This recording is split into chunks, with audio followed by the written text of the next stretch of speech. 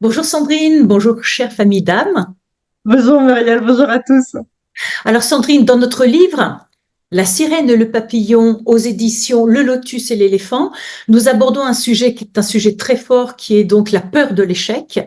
Et à l'intérieur de la peur de l'échec, toi tu abordes par ton savoir et tes connaissances un sujet que je trouve vraiment génial qui sont les croyances limitantes. Qu'est-ce que tu peux nous dire là-dessus? Il faut savoir que, à la manière de l'iceberg, il y a 10% qui émergent, 90% d'invisibles. Eh bien, dans notre énergie, 10% est une énergie que nous maîtrisons, une énergie consciente. 90% de notre énergie est du subconscient, qui par essence même, nous n'en avons pas conscience. C'est un peu comme le disque dur de votre ordinateur, hein. Il y a peut-être des virus qui tournent dans le disque dur de votre ordinateur et vous ne le savez pas. Y a-t-il des virus qui tournent dans le disque dur de notre ordinateur?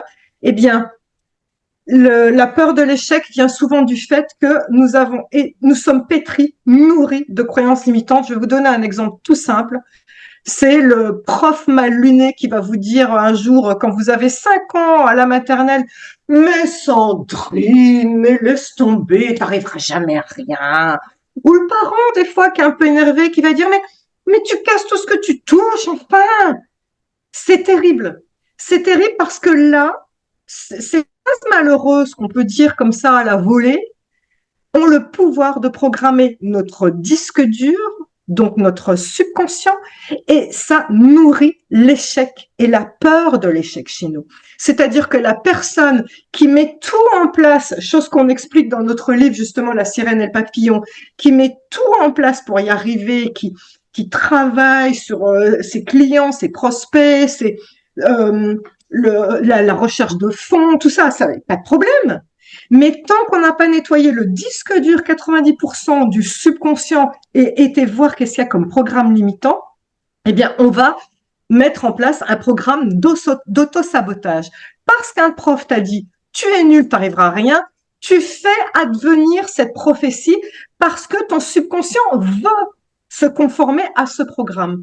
Et donc, dans le livre, vous voyez, il y a plusieurs affirmations que vous allez pouvoir dire, alors pas plus de 3 le soir avant de vous endormir. Donc, vous dites 3 fois chaque affirmation, et il y a 3 affirmations, ça vous prend pas longtemps, et vous allez choisir dans cette liste, vous voyez, donc il y a le thème de l'argent, de la réussite, de l'amour, de la critique, la légitimité, se sentir légitime dans ce qu'on fait, se sentir victime, j'y arriverai jamais, j'ai pas le pouvoir sur ma vie, il m'arrive que des problèmes, tout ce genre de trucs. Et donc, comment inverser la vapeur pour reprogrammer votre subconscient? Je vais vous donner 2 exemples que j'ai fluotés là, qui sont les pires chez nous. La critique, la peur de l'échec vient en réalité d'une peur racine qui est la peur qu'on vous tourne le dos et qu'on vous critique. Et bien, dès lors qu'on a programmé dans notre subconscient que la critique appartient à celui qui la formule, c'est la phrase, ça veut dire que quelqu'un qui te critique ne te parle pas de toi. Quelqu'un qui te critique parle de lui et de sa problématique. C'est le fameux accord Toltec, n'en fais pas une affaire personnelle, je ne veux pas trop m'étendre sur le sujet. Intégrez une bonne fois pour toutes que celui qui vous critique, soit c'est parce qu'il est jaloux et qu'il veut vous abaisser, soit c'est parce qu'il parle de son problème, pas du vôtre. Je prends un exemple souvent en stage. Ma mère qui a toujours eu les cheveux courts, elle passe son temps quand elle me voit à tirer mes cheveux et dire ah, c'est un peu long quand même. Ben, Ah, c'est maman, une c'est ton problème. projection, absolument. Elle C'est projette ton sur problème, toi. ce n'est pas le mien. Moi, j'ai les cheveux longs parce que je l'assume et j'aime. Tu Mm. me parles de toi. Tu as passé ta vie à avoir les cheveux courts. Tu me critiques parce que ça te gêne. Voilà.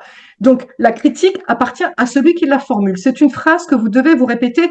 Et malheureusement, 90% des personnes qui nous regardent là n'ont pas ce programme. Ils ont programme de si je me mets en avant, si je rayonne mon succès, on va me critiquer, on va me tourner le dos. Et alors, on ne peut pas plaire à tout le monde comme on dit. Dernière chose aussi, la légitimité avec la phrase la vie est une aventure. Ce syndrome de l'imposteur et de l'illégitimité, mon Dieu, qu'est-ce qu'on le croise. Aujourd'hui, beaucoup. Inverser ce programme par la vie est une aventure, votre aventure. Vous êtes là pour vivre cette aventure. Donc, je vous en dis pas plus. Je vous laisse prendre connaissance de toutes ces affirmations que vous allez devoir lire le soir de manière à reprogrammer votre subconscient et qu'on nettoie une bonne fois pour toutes ce disque dur de croyances et de programmes limitants. Merci, chère Muriel. Magnifique, Sandrine, tu en parles merveilleusement bien. Vous pouvez Merci. retrouver tout ça dans notre livre La sirène et le papillon aux éditions Le Lotus et l'éléphant. À très bientôt, Sandrine. Merci infiniment. Merci à tous.